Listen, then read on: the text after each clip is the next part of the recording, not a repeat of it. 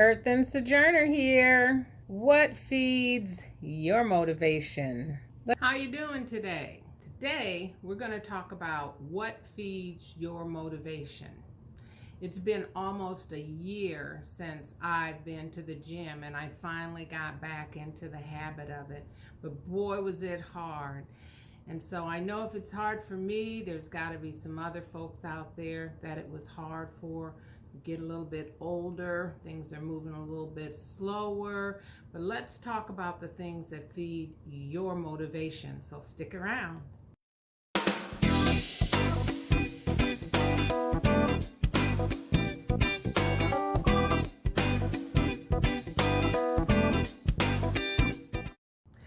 So like I said, it's been almost a year since I've been to the gym, and I tried to do some things at home throughout the quarantine year, but for me personally, I really need the structure and the routine of physically having to get up and actually going somewhere like the gym in order to work out and to exercise. And needless to say, that getting motivated was rough. Getting going again and getting started and staying motivated has been kind of rough for this past week, and challenging. And not to mention that I get up at 4:30 in the morning to drink celery juice and then to be on the treadmill by 5 o'clock. So timing is really everything. It hasn't been an easy one. And as we get older, it just takes us longer to get into the groove of movement.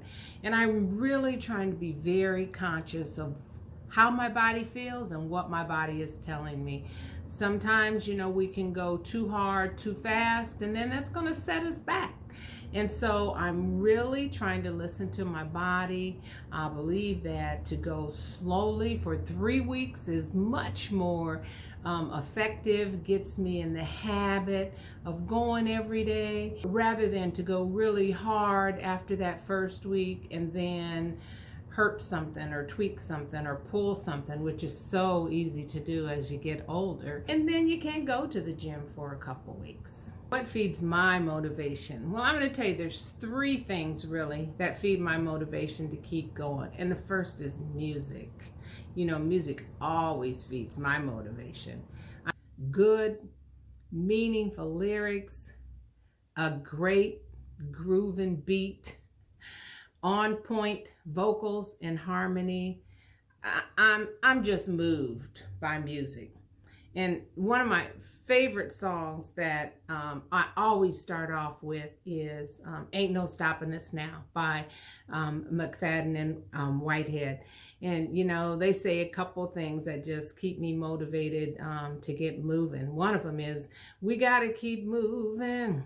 And the other is, we're getting ourselves together, polishing up our act. Yeah, that's exactly what I'm doing. I'm getting myself together and I'm polishing up my act. Now, I know that some folks use a personal coach or an accountability partner, but I've always been pretty self-motivated, and I feel like I am my own best and at times worst critic. And so my second motivator is myself. I'm just my best motivator because, the truth is that if I don't get myself up and moving, who's going to do it? Nobody can make me. If I don't do it for myself, it won't get done. So exercising and eating healthy for me is also an emotional and a spiritual journey, as it is a physical one. I've been trying to spend some time really being reflective and mindful, trying to get my head right.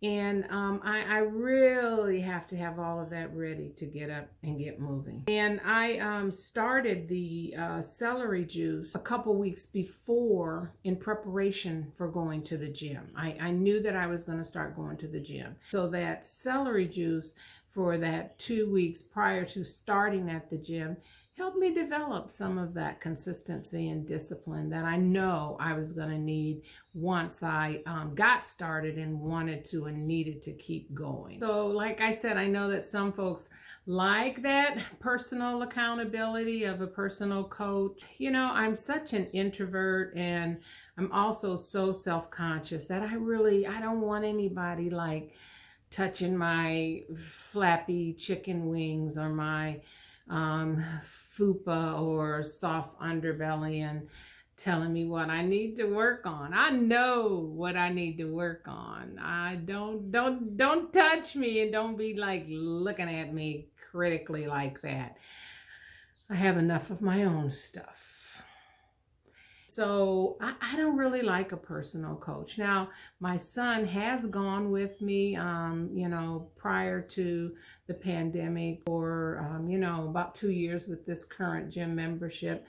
And, he's concerned about not only my safety as an older person, but he also does give me that push when he knows that I need to step it up or to do a little bit more. I got the news the other day that a friend of mine died.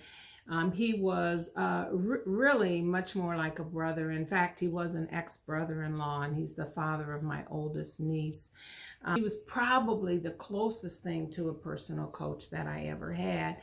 And I'll tell you, he didn't like set the example because his methods were pretty harsh and unorthodox. You know, he used to hit balls at my sister Claudia and I when we were playing racquetball and tell us to move our fat asses. So he'd put them right in the corner so that we'd be bumping into walls, and it was different. But I do have to say that it really also sort of set the example for what I thought a personal coach was, and I don't think I need that. I don't need that kind of motivation. And as I said, I'm really self-motivated. So the second thing that really feeds me is myself. I am feeding into myself because only I am responsible for my actions. So the third thing that really feeds me is that I'm really led by the knowledge that if I fail, I can always start over. You know, I love the line in McFadden and Whitehead's song when they say, but we're going to keep trying. We're going to keep trying over and over. And I hesitate to think where I would be without the power of the do-over. I've stopped 1,000 times more things than I have started. And, I just know that if I fall apart midweek or the end of the week, that I can get up and I can start over. I can start over the next day if I don't go a day. And so that do-over and that ability to do it really motivates me, that the only failure would be not picking yourself up. So what feeds my motivation? Music first and foremost, knowing I can always start over, and me, myself, and I.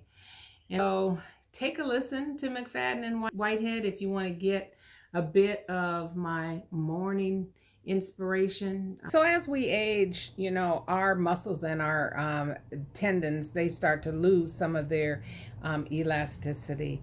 I've noticed that I have some issues regarding balance and have to be very conscientious about my balance so that I don't tip over. And so this can, the reduced elasticity of your muscles, though, can also reduce your range of motion. And so that can make certain areas a little bit more prone to injury. And, as an older person also, if we get injured, we take longer to recover from those injuries. Find what it is that feeds your motivation and gobble it up. Keep doing it. Keep doing it. Go feed it. Get up. Get moving.